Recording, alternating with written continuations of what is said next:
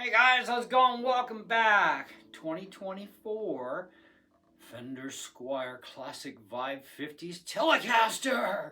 Yes! And look at that beautiful wood grain. Oh, I love these butterscotch suckers, especially when they show the frickin' wood grain. Beautiful.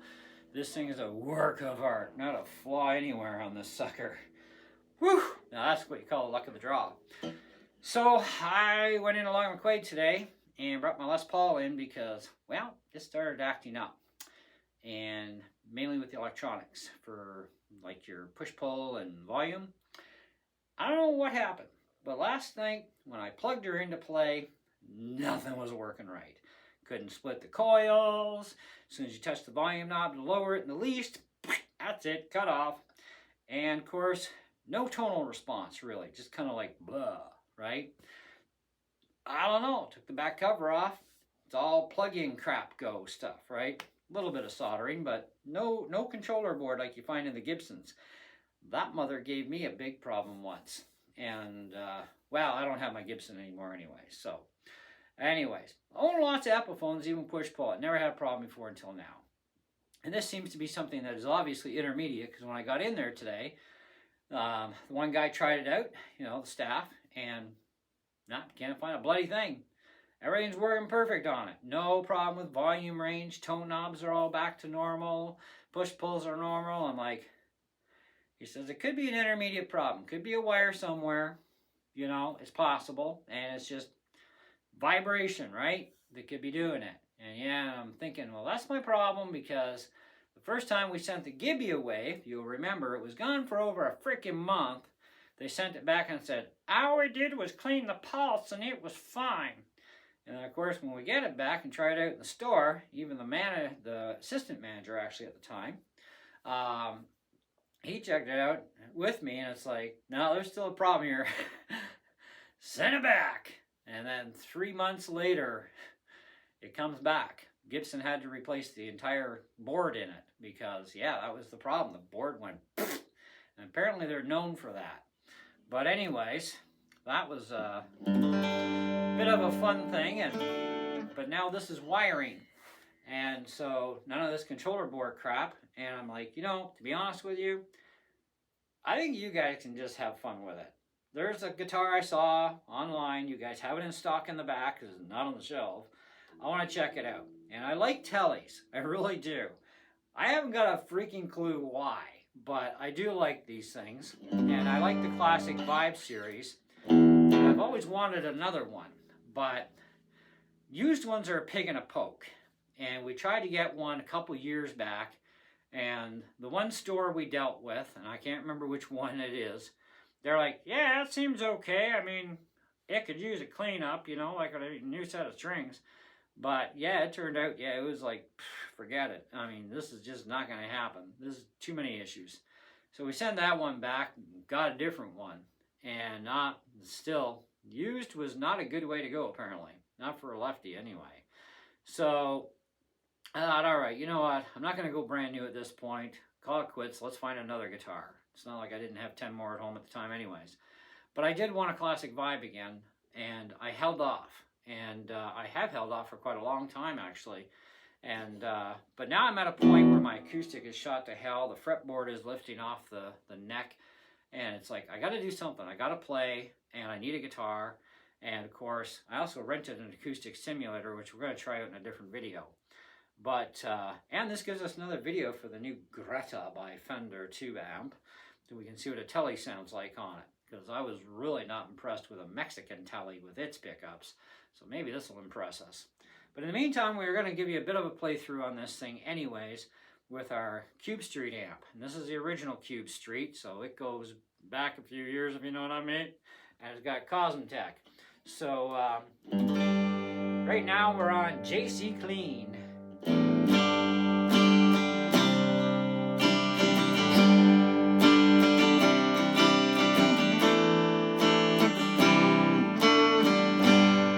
For the record, this did pass the Kevy inspection. I went through every bloody fret on this thing, listening for buzzes, dead spots, and fret outs, bending strings. This thing is absolutely pristine la perfection. And they now use bone nuts on these suckers, which is something that I don't think they did before, but now it's an actual bone nut. Okay. Anyways, let's try the middle position with the 2 pickups. That was the bridge, by the way. I have bass, mid, and treble. Actually, I should make sure of that a little bit. Okay, bass, mid, and treble are all 12 o'clock. Gain is at half, and we're about 10 o'clock for volume.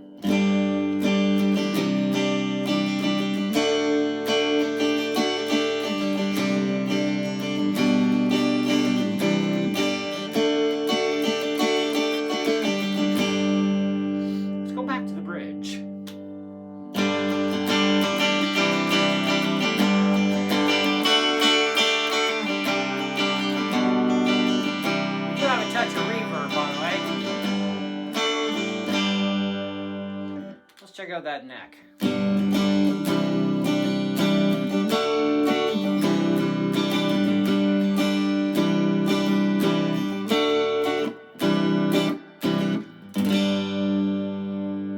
Could probably drop the neck pickup down a little bit just to thin it out just a little bit. Otherwise, I think it's pretty much all right, you know.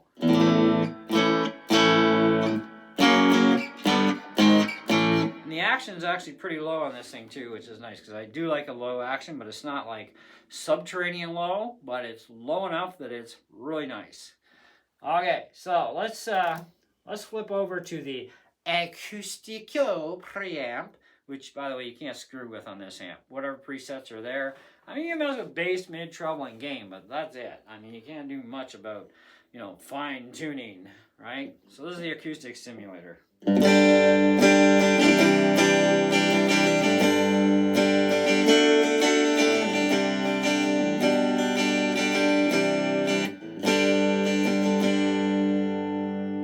That's the bridge. Now both.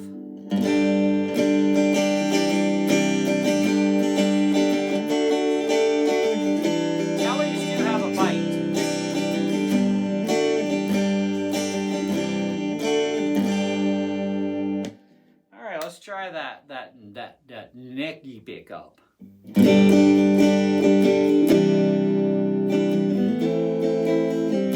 that's where the muffling is, right? I think I am going to drop this pickup down a bit.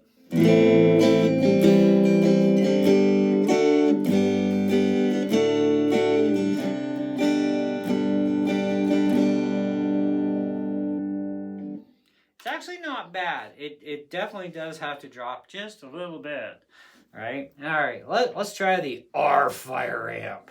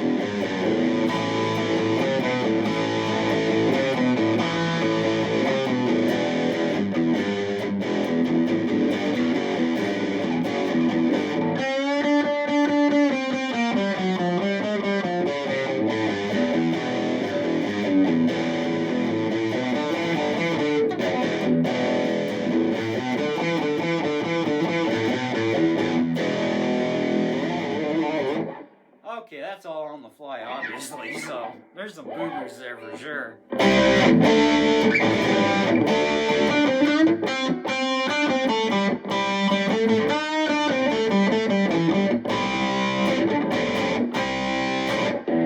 I like it. That actually sounds really good. Let's try, what do we got next? Classic stack? I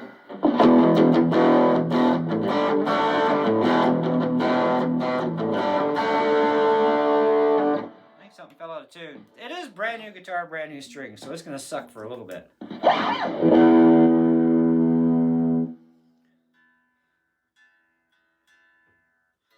Gotta stretch them strings in, baby.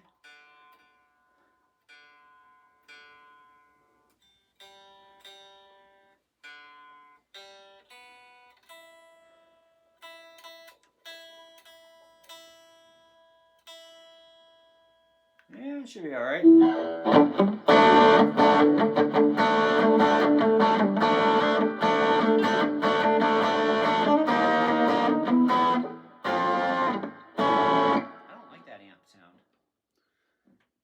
Cambio?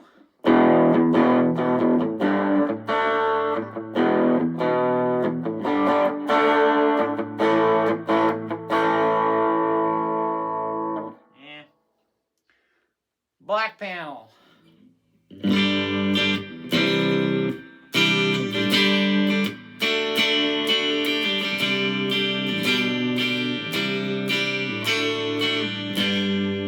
Black panel's okay. JC cleaner.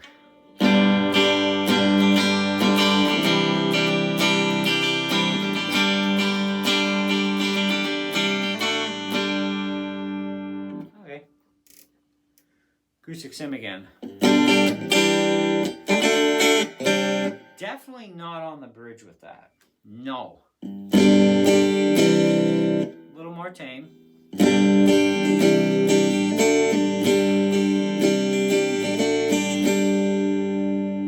Not bad.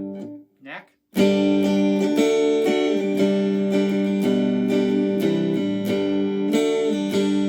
I will say this, they didn't put the world's greatest setup in there for an acoustic sim preamp. But hey, you know what? I mean, at least it works. I mean, the JC Clean, to be honest, is probably the best channel I've ever written. That's actually the best.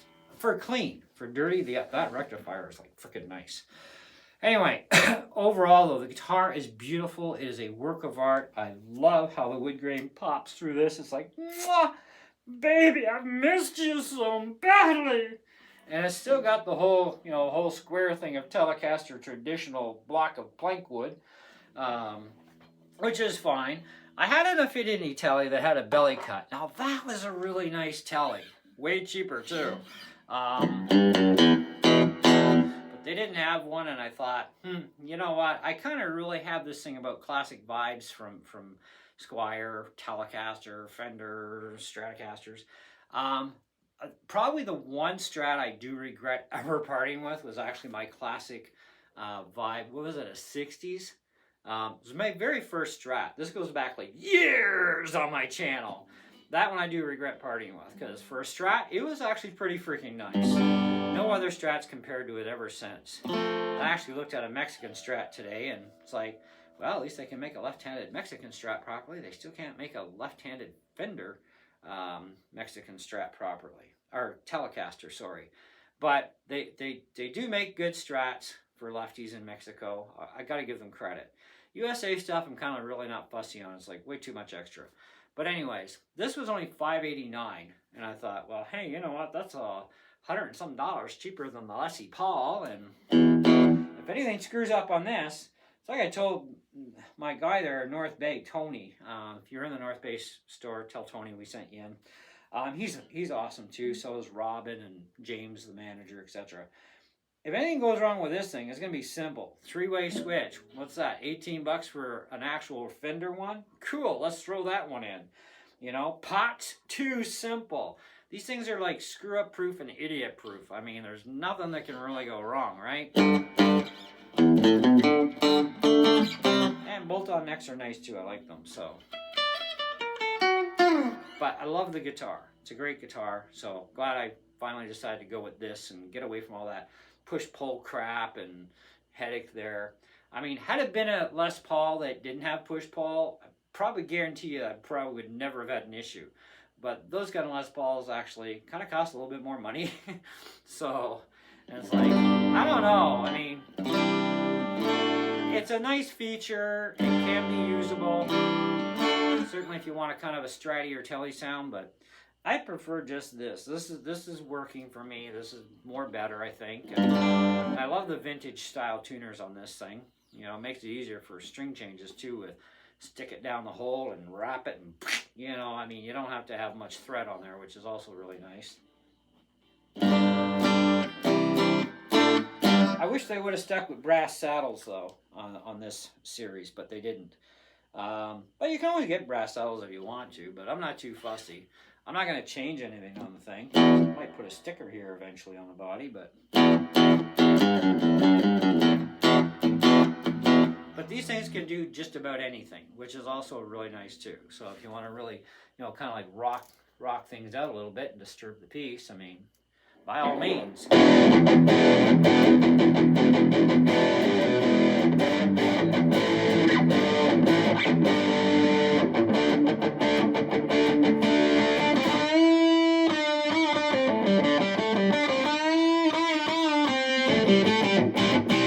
can do it, and it does it nicely. I mean, it's not for death metal or, you know, any of the other really super hardcore, deep throaty stuff. But I'm really not into that stuff anyways. I do like, you know, hard rock and a bit of heavy metal, but I'm not into that other stuff. You want to do country twang, you can do that on a telly because they're made for it.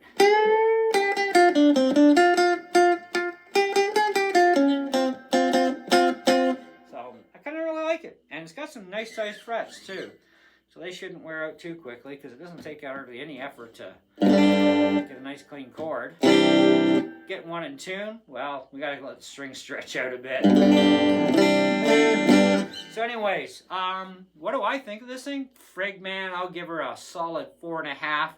And for $5.89 Canadian, man, that's a good price. And prices are also probably gonna go up soon because if you haven't been keeping an eye on the political world and what Trump's going to do to Canada, or threatening to do with these tariffs, that's going to super jack the prices of guitars. So get your guitar gear now before those tariffs actually hit. Because if we get nailed, which we probably will, and our dollar just went to squat, now's a good time to buy some new toys before Christmas.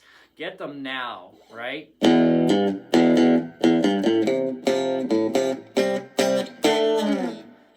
But I like it. I think it's a great guitar. I think I'm going to have a lot of fun with this for, I don't know how long, for a long time. And I still got to replace my acoustic yet. I'm going to try out my acoustic sim after. I got the Boss, what the hell is that thing anyways? It's an AC3. And it's an older one too. She's a little on the vintage side. So I get to buy it for $100 after I'm done renting it for a month if I like it and it works.